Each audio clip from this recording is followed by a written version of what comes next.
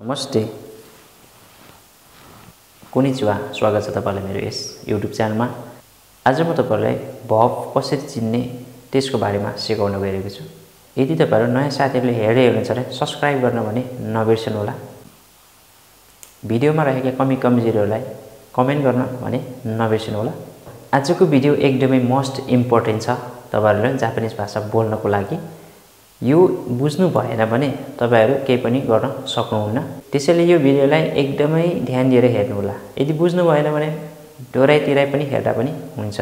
यो भव भनेको गर्छु, खान्छु, गर्दिन, खाएको थिए, जान्न जस्ता शब्दहरु हो। यो तपाईहरुले एकदमै महत्त्वपूर्ण हुन्छ। जापानमा भवहरुलाई आफ्नै क्याटेगोरीमा छुट्याएर राखेको छ। तपाईले यहाँ देख्न सक्नुहुन्छ डोसी भनेको भव है त। जापानिज भाषामा डोसी भनेको भव हो, क्रिया हो भनेर बुझ्नु होला। नेपालीमा भवलाई जापानमा 3 प्रकारमा विभाजन गरिएको छ। नम्बर 1 मा फर्स्ट ग्रुप भव, सेकेन्ड ग्रुप भव र थर्ड ग्रुप भव। फर्स्ट ग्रुप भवलाई जापानिज भाषामा इची ग्रुपु नो डोसी। इची भनेको पहिलो, ग्रुप भनेको समूह, पहिलो समूहको भव है त डोसी भनेको भव। त्यसपछि नि ग्रुपु नो दोस्रो समूहको भव भनेर बुझिने रहेछ। त्यसपछि सान ग्रुपु है थर्ड ग्रुपको भव। इची ग्रुपु नो डोसी, नि ग्रुपु नो डोसी र सान ग्रुपु नो डोसी भनेर जापानिज भाषामा भन्ने गरिन्छ भने हामीले सिम्पल बुझ्ने भाषामा चाहिँ फर्स्ट ग्रुप भव, सेकेन्ड ग्रुप भव र थर्ड ग्रुप भवहरु हुन्छ भनेर बुझ्न पर्यो है। यो भवलाई ग्रुप विभाजन गर्नको मुख्य कारणहरु छ। भवलाई पहिलो ग्रुपको तरिकालाई चाहिँ छुट्टै तरिकाले चेन्ज गर्छ भने सेकेन्डलाई छुट्टै, थर्डलाई छुट्टै तरिकाले परिवर्तन गर्ने सिस्टम रहेको छ। त्यसैले हामीले ग्रुप छुट्याउन एकदमै महत्त्वपूर्ण हुन्छ। म तपाईहरुलाई एकदमै सरल तरिकाले सिकाउन गएको छु। यो आइडिया भन्दा बेस्ट अरु कुनै हुनै सक्दैन है त। तपाईहरु भिडियो हेरेर पनि गेस गर्न सक्नुहुन्छ यो आइडिया कस्तो छ भन्ने कुरा। हेरौं फर्स्ट ग्रुप भव कसरी चिन्ने त, अब सेकेन्ड कसरी चिन्ने र थर्ड कसरी चिन्ने यसको बारेमा म तपाईहरुलाई नोट डिस्प्ले पनि गराइदिने छु। म तपाईलाई अहिले बताउँदै जान्छु सरसर्ती है। तपाईले फर्स्ट ग्रुप भव चिन्नको लागि शब्दको अन्तिममा भन्नुको मतलब मिनिङको अन्तिम शब्द है त उचुरु, मुनुबु, कुसुगु यो 9 वटा शब्दहरु आएको देख्नु भयो भने यो चाहिँ पहिलो ग्रुपको भव हो भन्ने कुरा बुझ्नु होला है त। म तपाईहरुलाई फर्स्ट ग्रुप भव के हुन रहेछन् थोरै मिनिङहरु पनि देखाउँछु। ल हेरौं थोरै यहाँ मिनिङहरु रहेको छ पहिलो ग्रुप भवमा पर्ने मिनिङहरु हेरौं है त कसरी चिन्ने रहेछ। माथिको नोट अनुसार मिनिङहरु पनि हेरौं। आउ है, आउ भनेको भेट्नु। यहाँ शब्दको अन्तिममा उ भन्ने आएको छ। आउ, आउ है, आउ, आउ भन्दाखेरि भेट्नु भयो। खाउ, उ यहाँ पनि उ नै आयो है, खाउ भनेको किन्नु। माचु, चु आयो शब्दको पछाडि चु आयो, माचु भनेको पर्खनु। मोचु, मोचु भनेको लिनु अथवा बोक्नु है। त्यसै जस्तो वाकारु अन्तिममा रु आयो, यो रु भन्ने शब्द निस्क्यो। वाकारु भनेको बुझ्नु। नोमु भनेको पिउनु, नोमु, मु भन्ने शब्द निस्क्यो शब्दको अन्तिममा। मानाबु, मानाबु अटेन्ड गर्नु शब्दको अन्तिममा बु भन्ने शब्द देखियो है। मैले यो नु भनेको लेखेको छैन, सिनु भनेको एउटा मर्नु भन्ने मिनिङ छ। म तपाईलाई डिस्प्लेमा पनि देखाइदिन्छु मिनिङहरु। इकु भनेको जानु शब्दको अन्तिममा कु भन्ने शब्द देखिसक्नु भयो। खाकु, खाकु भनेको लेख्नु है त। कु भन्ने शब्द यहाँ आएको छ। हानासु कुरा गर्नु अन्तिममा सु आएको छ कुरा गर्नु। त्यसपछि गु भन्ने मिनिङ पनि छ। ओयोगु पौडी खेल्नु, इसोगु हटार गर्नु। यस्ता मिनिङहरु चाहिँ पहिलो ग्रुपमा छन्। पहिलो ग्रुपको मिनिङहरु धेरै छ। अनुमानित 150 जति चाहिँ हामीले बेसिक लेभलमा पढ्नुपर्ने हुन्छ। यस्ता मिनिङहरु छन् तपाईले थाहा पाउनुहुन्छ। ल अब बुझिसक्नु भयो होला पहिलो ग्रुप भव कसरी चिन्ने है त। शब्दको अन्तिममा उ, चुरु, मुनुबु, कुसुगु यो 9 वटा शब्दहरु आएको हुँदैछ। यो नोट चाहिँ एकदमै कन्ठै पार्नु होला। यो नोट कन्ठ गर्नुभयो भने र यति मिनिङहरु याद गर्नुभयो भने पनि पहिलो ग्रुप यो हो भन्ने कुरा बुझ्न सक्नुहुन्छ। तपाईहरुलाई मिनिङ कसरी लेख्छ हेरौँ है त। आइमास खाइमास यसरी दिएको हुन्छ है मिनिमममा। खाइमास भनेको किन्छु, खाइमास भनेको बेच्छु भन्न खोजेको। अब यसको बारेमा हामी कसरी चेन्ज गर्छौँ भन्ने कुराहरू सिक्छौँ पछि है। अहिले 1 नम्बरमा तपाईले भर्ब चिन्ने काम गर्नु होला। यो मासतिर लैजाने त म तरिका सिकाइ नै हाल्छु मेरो भिडियोमा है। पहिलो ग्रुप भर्ब के हुने रहेछन् भन्ने कुरा पनि थाहा पाइसक्नुभयो है। अब सेकेन्ड ग्रुप भर्ब र थर्ड ग्रुप भर्ब त एकदमै सजिलो छ, तर पनि छुट्याउनु पर्यो कसरी हुन्छ हेरौँ है त। सेकेन्ड ग्रुप भर्बको शब्दको अन्तिममा चाहिँ रु आएको हुन्छ है। रु आउँछ। रुको अघिल्लो अक्षर उच्चारण गर्दा ई अथवा ए भन्ने स्वर देखिनुपर्छ। जस्तै ई अथवा ए भन्ने स्वर यो देखिन पर्ने हुन्छ है। शब्दको अन्तिममा रु देखिन्छ हैन। रुको अघिल्लो अक्षर उच्चारण गर्दा ई अथवा ए चाहिँ स्वर कम्पलसरी देखियो भने चाहिँ सेकेन्ड ग्रुप हो भन्ने कुरा बुझ्नु होला। तपाईहरु यदि मासबाट चाहिँ भर्ब चिन्ने तरिका सिक्नु भएको छ भने त्यो एकदमै गाह्रो हुन्छ है। तपाईले चिन्न पनि ढौ हुन्छ। त्यसैले नझुकिनु होला, यो एकदमै महत्त्वपूर्ण छ। यो बेस गराउँदा पनि हुन्छ। तपाईले मिनिङ देखिसक्नुभयो, म तपाईलाई अब बुझाउँछु हेरौँ है त। ताबेरु शब्दको अन्त्यमा सबैमा रु आएको देख्नुहुन्छ है त। अब रु आयो भने सेकेन्ड हो कि भन्ने कुरा ख्याल गर्नु पर्यो है। ताबेरु रुको अघिल्लो साउन्ड बे भन्दा ए भन्ने साउन्ड निस्कियो है त। यहाँ छ ए है। बे भन्दा ए निस्क्यो। त्यसपछि ओ किरु कि भन्दाखेरि ई साउन्ड गयो हैन। मिरु मी भन्दा ई नै निस्क्यो। ओसिए ए भन्ने बित्तिकै ए साउन्डमै निस्कियो। भनेपछि अन्तिमको रुको अघिल्लो अक्षर उच्चारण गर्दा ई र ए चाहिँ स्वर कम्पलसरी देख्नुभयो भने यो चाहिँ सेकेन्ड ग्रुप भर्ब हुने रहेछ भन्ने कुरा बुझ्नु पर्यो। देखिसक्नुभयो।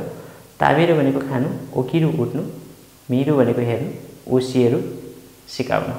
यदि तपाईले मासमाबाट देख्नुभयो भने ताबेमास, ओकिमास, मिमास, ओसिमास भनेर चाहिँ सिकाएको हुन्छ है। त्यसको लागि यो एकदमै बेस नै हो। यो फर्म लेसन 18 मा गएर हामीले सिक्नु पर्ने हुन्छ। मास फर्मबाट डिक्सनरी फर्ममा जानुपर्ने हुन्छ, रुट फर्ममा है। तर हामीले योबाट सिक्यौं भने त्यो गर्न पर्दैन। अब बुझिसक्नुभयो सेकेन्ड ग्रुप भर्ब पनि कसरी चिन्ने। अब हेरौँ सेकेन्ड र फर्स्ट कसरी छुट्याउने। रु त यहाँ पहिलोमा पनि छ रु है, यहाँ पनि आयो, कसरी चिन्ने त यसको बारेमा थोरै टिप्स पनि देखाउँछु। जस्तै वाकारु भनेको छ हो। रुको अघिल्लो अक्षर उच्चारण गर्दा चाहिँ यो का भन्दा चाहिँ ई र ए स्वर आएन, वाका भन्दा आ साउन्ड आयो। त्यसैले यो पहिलो ग्रुप रहेछ भन्ने कुरा बुझ्नु पर्यो। सेकेन्डमा परेन। एउटा दुईटा म देखाउँछु अरु पनि। सुवारु सुवारु अब यो कुन चाहिँ ग्रुपको भर्ब हो हेरौँ। रुको अघिल्लो साउन्ड उच्चारण गर्दा चाहिँ वा भन्ने साउन्ड आयो, ई र ए त देखिएन भनेपछि यो पनि पहिलो ग्रुपको रहेछ। अरु हेरौँ।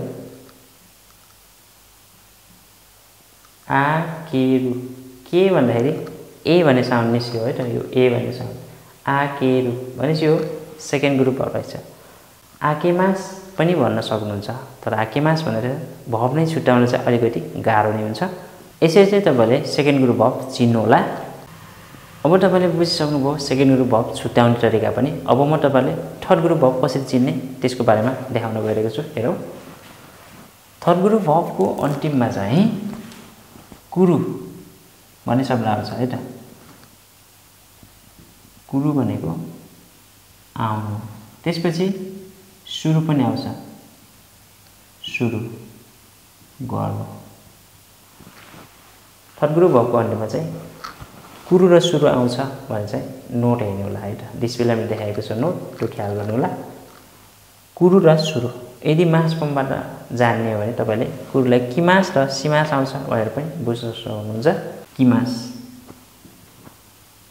अनि यो सिमास। थर्ड ग्रुप भर्बको अन्तिममा किमास र सिमास आउँछ भनेर चाहिँ पढ्नुभयो होला अरु सेन्सेकोबाट। तर मेरो सिस्टममा चाहिँ कुरु र सुरु भनेर चाहिँ सिकाउँछु है। यो सिक्नुभयो भने बुक 2 एन्ड 4 पनि एन्ड 3 पनि एकदमै सजिलो हुन्छ। कुरु भनेको आउनु, सुरु भनेको गर्नु है त। देखिसक्नुभयो थोरै नोट। सिगोटो सुरु है त। सिगोटो सुरु काम गर्नु। बेन्क्यौ सुरु अध्ययन गर्नु बेनक्यौ सुरु हुनेगाई सुरु अनुरोध गर्नु। अब तपाईले के पनि बुझ्नु पर्यो भने यो कुरु भनेको एउटै मात्र मिनिङ हुन्छ है। कुरु त पहिलोमा लिएर राख्ने पनि हुन्थ्यो तर त्यस्तो हुँदैन। उनीहरूले चाहिँ छुट्टै तरिकाले प्रयोग गर्ने भएकाले थर्ड ग्रुपमै लिएर प्रयोग गर्ने गर्छन्। सुरु भनेको गर्नु यो शब्दको अगाडि नाउन रहन्छ जस्तै काम गर्नु आइसकेको काम सिगुटो भनेको काम हो नाउनमा है त। बेनक्यौ भनेको अध्ययन गर्नु हुनेगाई सुरु अनुरोध गर्नु खेकोन सुरु विवाह गर्नु खेकोन सुरु भनेको विवाह गर्नु सौजी सुरु सफा गर्नु। यसरी चाहिँ सुरु सुरु भन्ने शब्दहरू थपिने रहेछ भने एउटा कुरु मात्रै मिनिङ थर्ड ग्रुपमा पर्ने रहेछ। भनेपछि तपाईले के बुझ्नु पर्यो भने थर्ड ग्रुप भएको अन्तिममा कुरु र सुरु आएको हुन्छ भनेर चाहिँ बुझ्नु पर्यो मेन कुरा है त। अब तपाईले बुझिसक्नु होला first second third group verb कसरी छुट्याउने। म तपाईलाई फेरि एकचोटि रिभाइज गराउन चाहन्छु। पहिलो ग्रुप भर्ब चिन्हको लागि चाहिँ शब्दको अन्तिममा उ चुरु मुनुबु कुसुगु शब्द आयो भने जो चाहिँ पहिलो ग्रुपको भर्ब हुन्छ भन्ने कुरा थाहा भइसक्यो है। अब सेकेन्ड हुनको लागि शब्दको अन्तिममा रु आउँछ है त। रु कम्पलसरी देखिन्छ।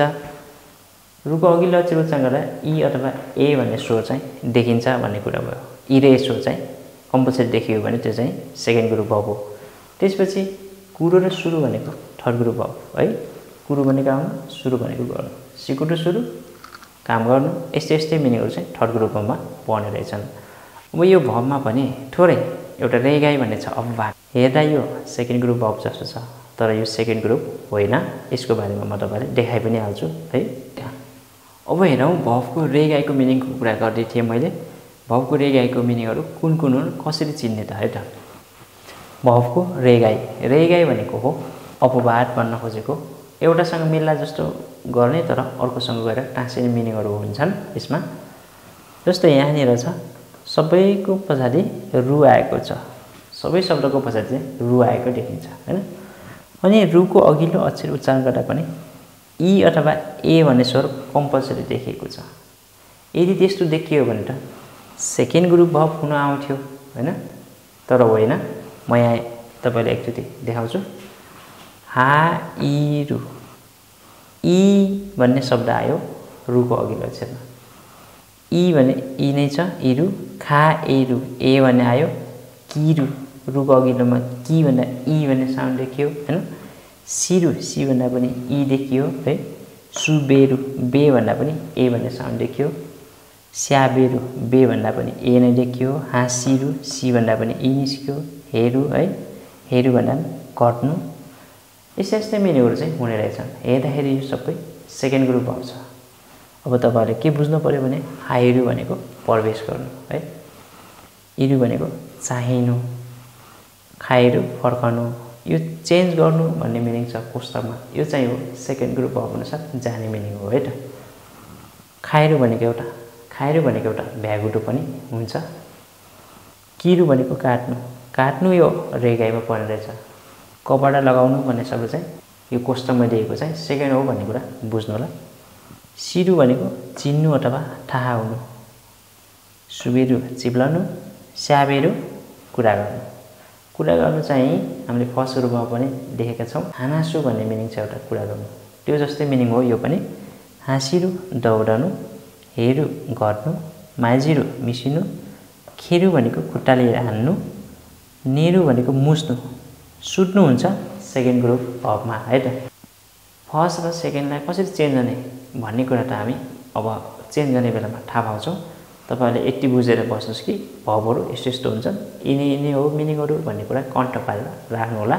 तपाईले बुझिसक्नुभयो रु आए पनि यो चाहिँ सेकेन्ड होइन रहेछ। यहाँ 12 वटा मिनिङ छ यो 12 चाहिँ कन्टै पार्नु होला है त। यो चाहिँ हो अपवादका मिनिङहरू। अब यो बाहेक अन्य धेरै मिनिङहरू तपाईले छुट्याउन सक्नु पर्यो। नोट अनुसार 1 बाइ 1 जानु होला। आजको भिडियो यति नै। तपाईलाई यो भिडियो के कस्तो लागिरहेको छ भर्ब तपाईले कतिको चिन्न सक्नुभयो त्यसको बारेमा कमेन्ट गर्न सक्नुहुनेछ। कमेन्टको तपाईलाई म रिप्लाई दिनेछु। मेरो भिडियोहरू कन्टिन्यू हेर्दै जानुभयो भने तपाईले बुझ्न सक्नुहुन्छ। तपाईले त्यस्तो केही पनि गाह्रो होला जस्तो मलाई लाग्दैन। ल त आजलाई यति गरौँ। सायद